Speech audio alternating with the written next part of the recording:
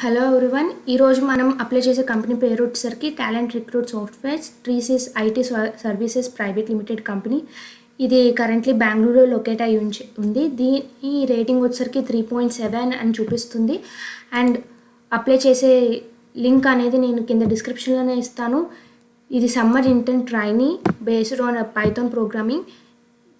ఇది full time job opportunity అనమాట. Freshers ఎవరైనా సరే అప్లై చేసుకోవచ్చు. ఎక్స్పీరియన్స్ అనేది 0 చూపిస్తుంది.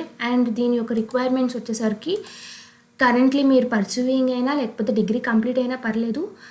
అది కంప్యూటర్ సైన్స్ లేదా IT, electronics and related engineering ఫీల్డ్లో దేంట్లో అయినా పర్లేదు.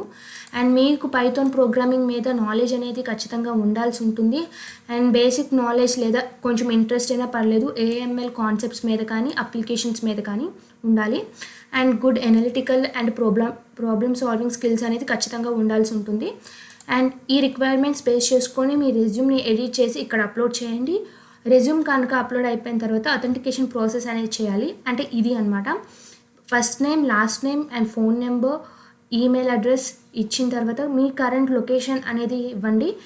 ఈ కరెంట్ రిజిగ్నేషన్ అండ్ ఆర్గనైజేషన్ అనేది ఆప్షనల్.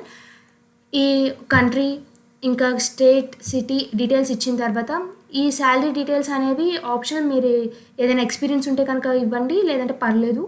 ఇదంతా ఇబ్బంది verify and apply button click చేశాక మీకు మీ మెయిల్కి ఓటీపీ వస్తుంది.